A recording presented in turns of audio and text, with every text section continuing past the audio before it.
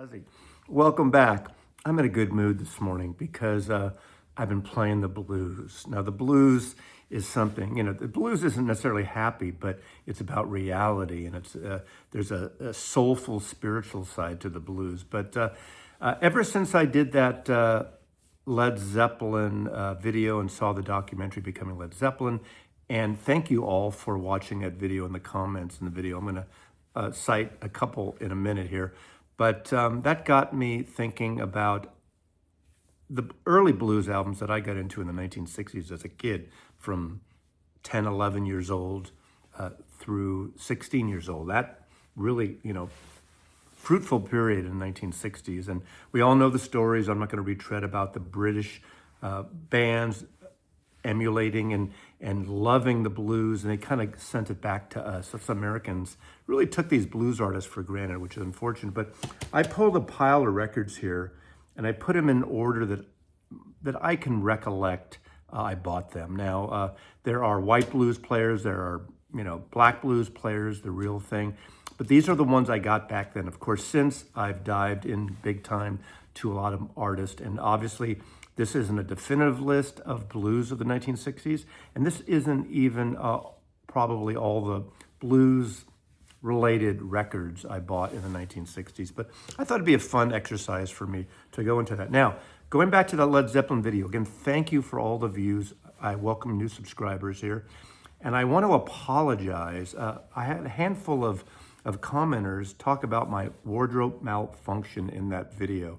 Now, apparently, well, not apparently, this button was missing. Now it shows more on here. That was a yellow pinstripe Paul Smith shirt. Those of you who noticed, you fashion mavens. But what happened was, right as I started recording, the button fell off. And it was like hanging by a thread. I didn't realize, and it fell off. My wardrobe stylist was off for the weekend. I've had these shirts for over 20 years, and they're still in good. I used to buy them up because some seller on eBay was selling them for like 20 bucks. They weren't bootlegs. They were probably last year's model, which looks like next year's model. Paul Smith, they all look the same. So anyway, but with this one, I can't button the top, and it's a look that some people like, and some people criticize you for the top button. It was big in the 80s, the white shirt with, look at David Lynch. He always had the white shirt buttoned up. In the 1960s, the mods, a lot of times the button-up shirt. I love that. But I digress. You want to see records. So these are some blues-ish records, not all totally blues, a lot of the British bands and others that I got into the 1960s. And of course, there are plenty more. I'm going to start with 1964's debut of the Rolling Stones. This is a UK copy on Decca. My original copy was London American. Somewhat different track listing, but of course, they were always a more blues-based band than the Beatles, of course. The whole Beatles Stones thing, they hardly wrote any of their own stuff. But on here, you got songs, I Just Want to Make Love to You by Willie Dixon. Willie Dixon has been coming up a lot lately because of Zeppelin. You have Jimmy Reed's Honest I Do. This is a great debut record. Not hits, really, at all, but a great blues record. Route 66, of course, the Bobby Troop song opens up. Great album, actually. So Rolling Stones debut from 1964 on Decca. The Animals. I love the Animals. They were one of the first big groups, I think, after the Beatles and the Kinks, Dave Clark 5, that I got into in 1964. And the Animals, to me, were the more bluesier ones, obviously, with this great Eric Burton vocal. What a great vocalist. One of the best R&B soulful white vocalists of the era during the British invasion. This is their fifth album, I believe. This is Animalism. They have all these different kind of variations of animalization, animalism. But this is the final album they did with the original group. By this point, though, Alan Price is gone. And, although I love that album with House of the Rising Sun, that's a great, great song. I thought this was a more bluesier album to showcase here. Because obviously it has songs like Smokestack Lightning, Hit the Road Jack, that of course that was a big hit for Ray Charles, more in the R&B vein. You got Otis Blackwell songs, That's All I Am to You, really good R&B blues crossover sound. Of course, Lucille, Little Richard song, Rock Me Baby, B.B. King, and others. Freddie Fred Neil song, The Other Side of Life. That's more the folk thing, but I just love that song. Fred Neil would write Dolphins, part of the Greenwich Village scene. But, the blues, the folk blues really, intermingled like in the New York scene in the Greenwich Village and stuff. So you got the country blues, folk blues, and a lot of these young white artists were emulating and taking these great blues songs. So it helped bring a lot of these artists like B.B. King and Albert King and Willie Dixon and others to the forefront to some extent, and obviously some got royalties later on. Once royalty credits were corrected on certain records. But anyway, the Animals, this is from 1965, Animalism, the last one, and then of course after this, he would reform the group Eric Burton with the New Animals. And they would do all those great hits later, Sky Pilot, San Francisco, Monterey, that's it. Now, this might be an unusual album for a 11-year-old kid to get. Now, I didn't buy the album, I bought the single, because on AM radio, at least in San Francisco, and it was a mild hit across the country. I don't know how big it was where you lived, but in 1965, the AM radio stations played Baby Scratch My Back. It opens up side 2 here. I wouldn't get this album until in the 1970s, but I wanted to showcase it because it was great how AM radio really crossed over and played some of unique music. It was a great single. Slim, Harpo, obviously harp player, had a really kind of smooth guitar tone to it, very easy, very sexy. A lot of these songs were covered. Another one here, Shake Your Hips, which opens this up. And I didn't hear this version until way into the mid-70s, but the Rolling Stones on XL Main Street covered this song. And they pretty much do it, they Xerox it in here. It's a very faithful copy to the original, but that song, Shake Your Hips, Do the Hip Shake Baby, just a great, great song. It's got the same feel. It's got that great ambient feel, a lot of reverb, a lot of vibrato on the guitars on here. Harper's Blues, My Little Queen Bee. This is Baby Scratch My Back, Slim Harpo, and what a great, great album. Born in 1924 in Baton Rouge, Louisiana. You can't talk about the blues, the British blues, without talking about Eric Clapton and Cream. Now this is from 1966, their debut album. They took the blues in a whole different thing. Of course, Eric Clapton was with John Mayall and the Blues Breakers. I'm going to show that later, of course. I have to. How can you not? But I got this album before I got that Blues Breakers album. What a power trio they were. They always talk about being a super group, but I think when this came out, I don't think I knew who Ginger Baker or Jack Bruce was. I knew Eric Clapton, but I love the trio and the sound and the tightness of this band. And I really like Disraeli Gears, their next album. That to me is that essence of taking blues and psychedelicizing, adding more wah-wah, adding lyrical psychedelic things. If you've ever heard the outtakes on the CD box sets from Disraeli Gears, there's several songs that are straight blues songs with different lyrics. Lottie Mom, I think, was one.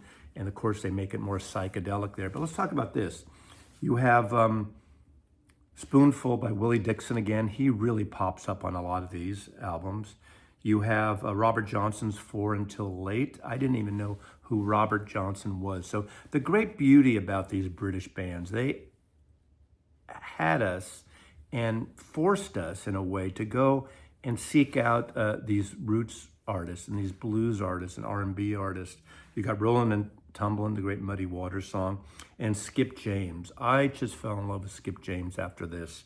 I don't think I pulled an album here because I don't think I actually got a Skip James album to the 1970s, but I want to stick with the 60s here. I'm so glad. I didn't know it wasn't an original song.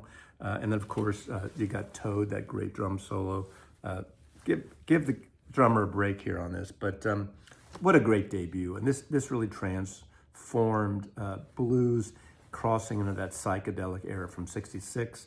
And this is an original reaction distributed by Polydor. Next, the aforementioned Beano. Why Beano? That's the nickname of the album because the comic book Eric Clapton is reading. This is the debut of John Mayall and the Blues Breakers, and John Mayall was such a great talent scout. It was like a school of R&B and blues artists, and the whole blues scene in Britain was like massive in the mid-60s. And there's a lot of artists here, Bluesology, Georgie Fame, others that I haven't included here because I didn't really get their records in the 1960s. But of course, this is a great, great record and a lot of great songs. You got another Rush Dixon, All Your Love. You have Ray Charles, What I Say, that great song. So Parchment Farm. Now Parchment Farm adapted by Mose Allison, more in the jazz thing, but I just love Mose Allison's bluesy, jazzy style, piano playing and his vocals. This was like the ultimate school of great musicians going through here. Obviously, Peter Green went through here, John McVie from Fleetwood Mac. What a great, great school. And all the John Mayall albums, even going on through into the 70s in California, are wonderful. But this is an essential blues rock album. This is probably the definitive blues rock album of British white blues in the 1960s. Now, coming to America, the whole Chicago blues scene of white blues artists was coming across here. And this is their second album by the Paul Butterfield Blues Band. And what I liked for me as a young lad was when the blues, these blues rock, white blues rock artists were merging the blues and getting into psychedelia, getting into, in this case, some Eastern music, Eastern tunings, droney rhythms and things, different chord modal arrangements and everything. Elvin Bishop on guitar, who would later have his group in the 1970s. Of course, you got Mike Bloomfield, the Wonder Kid, who had just come off working with Bob Dylan on Highway 61, like a Rolling Stone. You got Jerome Arnold on bass, Mark Knopfler, and the great Billy Davenport on drums. And this is a wonderful, wonderful record. Walkin' Blues, I Got a Mind, Giving Up Living. You got the work song. Mary Mary opens up side 2, the song Mike Nesmith wrote that would become a somewhat of a hit for the Monkees the following year. 2 Trains Running, and it ends up with one of the definitive rock, psychedelic, Eastern songs called East West. 13 minutes, 10 seconds. Order of solos, Elvin Bishop, Paul Butterfield, Mike Bloomfield. That is the ultimate FM radio song in the 1960s. I'm sure influenced people like Jimmy Page for that first Led Zeppelin album. He talks about in the movie and in all the interviews you've ever seen how the FM US radio thing where they're playing albums was really an influence to him for putting together Led Zeppelin and not releasing singles. And East West was one of those songs that every the FM stations in San Francisco, KMPX, KSAN, would play like almost every day.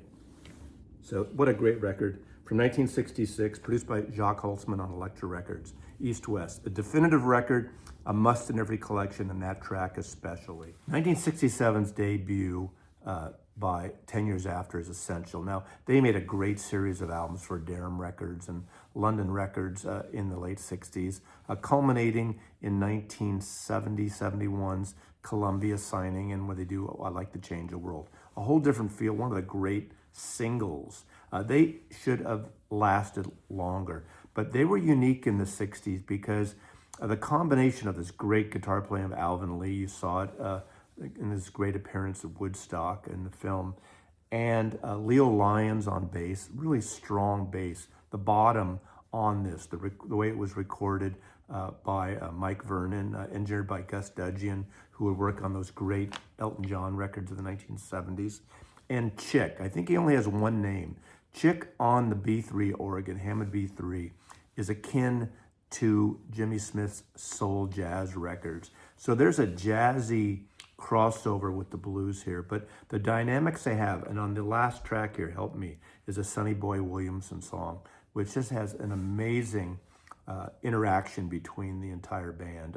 This is a great band that needs to be recognized more today because they seem to be sort of left. You talk about the Yardbirds and Led Zeppelin and Fleetwood Mac and Cream and Mayall and all the bands I'm showing here. But 10 Years After, their catalog, I think, is essential of the late 60s blues-based British artists.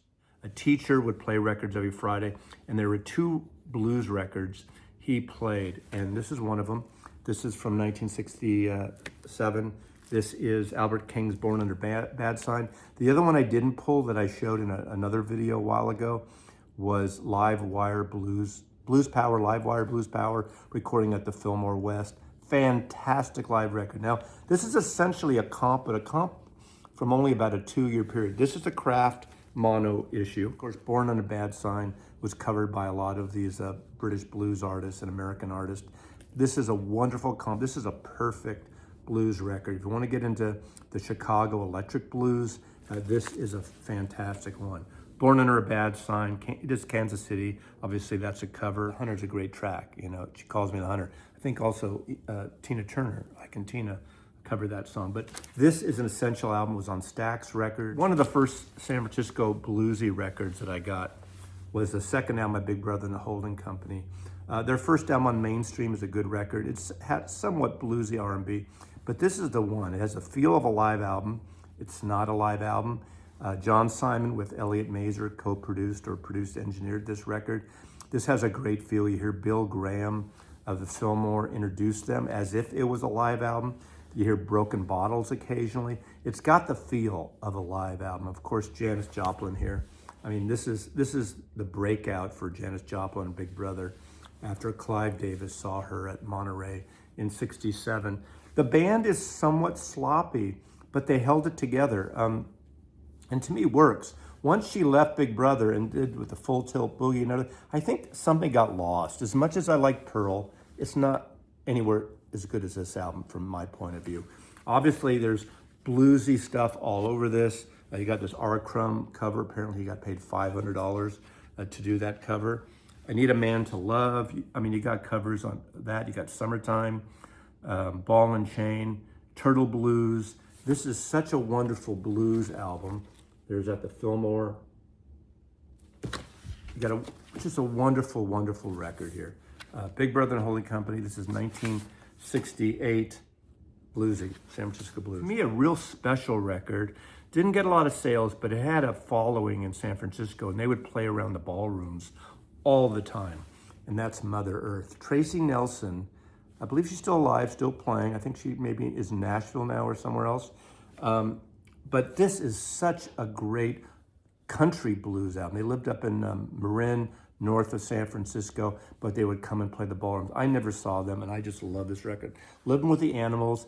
It's got a soulful country blues sound with a little folk mixed in. Again, Mark Knopfler is playing here again. There's a lot of these young white blues players that were cross-pollinating, which I said in the Led Zeppelin, but I like that, pollination, cross-pollination.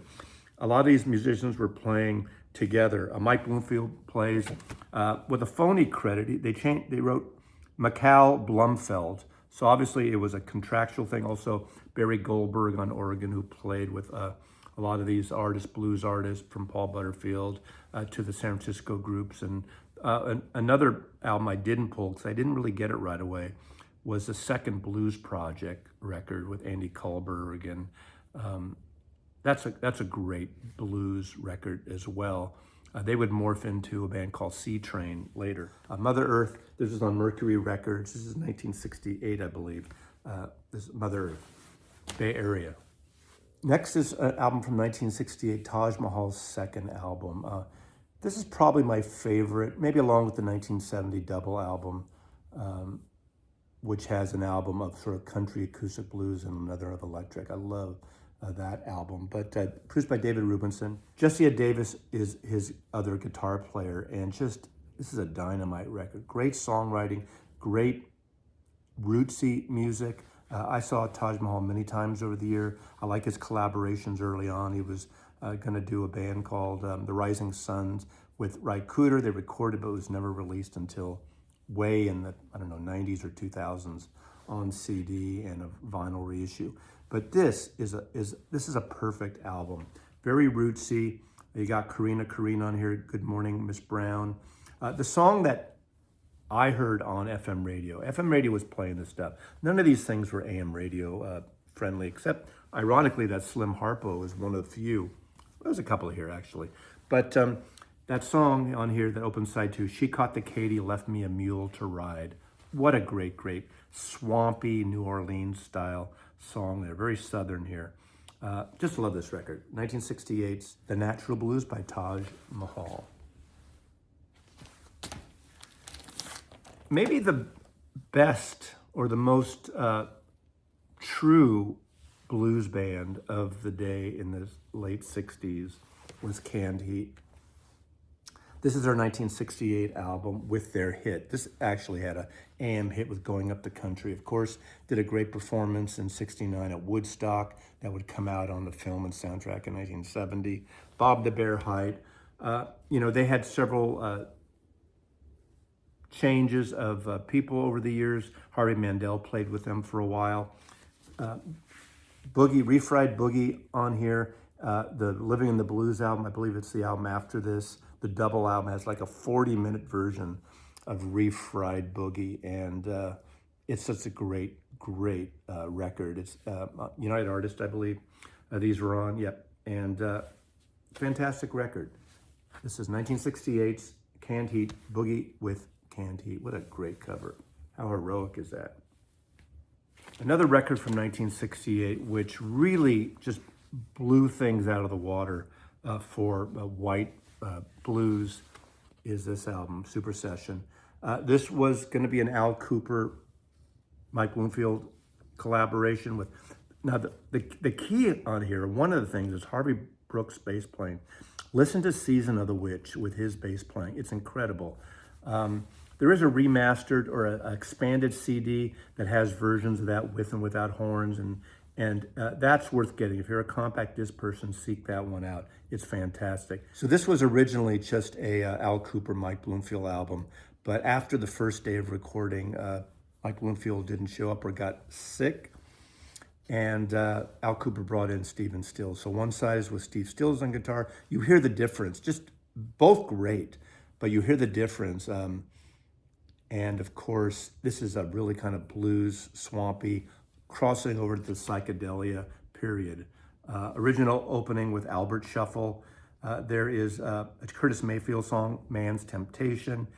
You got this His Holy Modal Majesty, that's this kind of psychedelic organy piece on here, which is really interesting. The opening track on side two is a Dylan song. It's Takes a Lot to Laugh. It Takes a Train to Cry. You don't even recognize the version. It's a fast, upbeat pop version of the song. But then Season of the Witch, You Don't Love Me, and Harvey's Tune. I mean, there's no real blues covers of these blues artists like a lot of these others, but there's blues at essence. Of course, around this time, Al Kooper, after this, would go on to start Blood, Sweat, and Tears. That first album, very bluesy, before Dave and Clayton Thomas would join the band for their second album, become massive hit in 1969, 1970. But Super Session is an essential album of the 60s, bluesy rock, psychedelic era, more in the blues era, but you got that great organ playing of Al Kooper and the great guitar playing of both Stephen Stills and Mike Bloomfield. What a really great record this is. Next is Fleetwood Mac. Peter Green may be my favorite of the British blues guitarists of that era. I think he had a sweet sound that the others didn't have. Now, Eric Clapton, Jeff Beck, Jimmy Page. What a great time for the electric guitar in the UK. Just fantastic stuff. This is their debut album. They're later on the scene, 1968. But this is a great blues band. This is great. You got McVie from the Blues Breakers. You got Peter Green from the Blues Breakers, and this great band. Jeremy Spencer on here. What a great cover. What a great debut. Now, it was on Blue Horizon Records.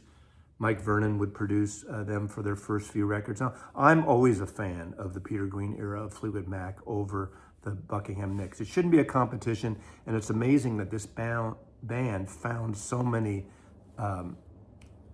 lives. They're like a cat, different lives and different members of the band, and all they kept throughout their entire career was a rhythm section. But all those records, even the Buckingham Nicks, obviously, and Beyond, Rumors, are fantastic. But the essence to me, the DNA of the blues stuff of this period, to me is the essence, and the Fleetwood Mac that I grew up with, that I love. Then Play On, their 1970 album, is my favorite Fleetwood Mac album. Albatross they did just after this, or was it at 68, 69? That great instrumental, topped the charts in the UK, influenced John Lennon to write Sun King, that guitar thing he did on Sun King on Abbey Road. Very influential band, a great, great band. And a lot of great guitarists went through this band over the years. Fleetwood Mac from 1968 debut. Also from 1968, Electric Mud. Chess, like, as I said before, like Stax and the others, they saw how these white, young British artists were really kind of taking their music and selling records and selling out ballrooms and venues. And of course, Muddy Waters played electric before this, so this was a new, but it was really promoted in that kind of thing. What a great, look at that shot, look at that. Preaching to the choir, baby. Hoochie Coochie Man, I Just Want to Make Love to You, Let's Spend the Night Together, so they do cover the Stones there. I'm a Man, great, great album. There was a series of albums really pushing the electric side of these blues artists, aimed at my generation of white kids in the 1960s. Howlin' Wolf, McDowell, I Don't Play No Rock and Roll. Those records I heard, but I didn't buy till the 1970s, so I haven't included them here. This one I bought. I probably got this in early 69, don't know exactly, but wonderful, wonderful record. Muddy Waters, 1968 on Chess Records, Electric Mud. Just a great, I mean, that says it, right? Love that. You don't even know what it is. It looks like it could be a psychedelic band. This is a wonderful album. Now, I got into Gary Davis, so I bought an album here. I probably bought it in 69. This was recorded in 64 by Patrick Skye, the folk singer, released in 66. But a lot of these blues bands, especially in the San Francisco area, Grateful Dead, Jefferson Airplane with really Jorma Kaukonen, were covering and mentioning Gary Davis, the Reverend Gary Davis, blind Gary Davis, Harlem Street singer. This is one of the great country blues records. And I remember buying this, I think I had a photography teacher in high school that was talking about this, and a bunch of us went to his house in Mill Valley, and this is an album he pulled out, and that's probably why I bought it. And then I heard his name on all these San Francisco psychedelic band artists. So Reverend Gary Davis, an essential record. This is high on my list here, and it's influenced a lot of these bands as well. Jeff Beck, Beckola. Now, Truth is probably my favorite, but this is the one that I think I missed Truth right away, and I got this. This is 1968, 69 as well. Jeff Beck Group, All Shook Up, Spanish Boots, Jailhouse Rock. It's more of an R&B thing, but at essence, there's a blues feel to it. But it's an R&B rock. It's really, heavy on that. Of course, Jeff Beck would, team up a lot of things with Rod Stewart and doing great stuff. Again, leaving the Yardbirds. These albums produced by Mickey Most, and he really was trying to, single up and make hits on these bands. And I think that's why artists like Jeff Beck and Jimmy Page got frustrated with the potential of making albums. They wanted to make full albums around this period, and Mickey Most was trying to push out the singles. And I know there's probably a revisionist look of Mickey Most and dumping on him because these artists wanted to expand and do albums, but that was the thing. He comes out of that hit-making era. You manage bands, you produce bands, you sign bands, you want to make your money back. And it probably wasn't proven to a lot of people yet of the sale potential. 67 with Sgt. Pepper, Touristic Pillow, The Doors, and albums like that really, showed that you could do it. Now those albums had singles, except for Pepper actually. So Jimmy Page, had his eye on that, and that's what influenced him to make that first Led Zeppelin album. And lastly, I'm showing this comp from 1970, but it represents the 1960s Yardbirds. And I feel I can't really talk about the blues albums that I picked up. There's two blues albums of the Yardbirds, or two albums of the Yardbirds I picked up in the 1960s. And I just wanted to show this to cover all of them in a way. I think it illustrates the band better. This is an American comp. It came out on as Epic Columbia in the States in 1970, and it has tracks from the period, obviously, with Eric Clapton, that first more bluesy period. We know that Mickey Most and the labels were really pushing the Yardbirds into having hit singles. They had Over, Under, Sideways, Down, but they were, in essence, a blues band. Obviously, Jeff Beck quit or was pushed out for the same reasons, and Jimmy Page eventually retreated and wasn't happy because they were, Mickey Most and the management were really trying to push that pop sensibilities. But you have a lot of great, blues songs and R&B songs. The Train Kept a Rollin', which is essentially the beginning of Led Zeppelin, really. And Little Games, A Certain Girl, Tinker, Tailor, Soldier, Sailor, which is probably one of their last great pop pieces on that album with Jimmy Page. But this is a good overview. It's probably not an expensive record that just gives you the idea of the Yardbirds in 1970. The Yardbirds featuring performance by Jeff Beck, Eric Clapton, Jimmy Page, a comp, but an important band in the blues vein. And these are the artists that really pushed my generation, young white boys in the city and the country, to get into the blues and to seek out the other blues. Now, there are countless other blues records that I could showcase here, but I didn't buy them until maybe the 1970s when I really expanded my collection to the blues. So there you go. Mazzy loves you.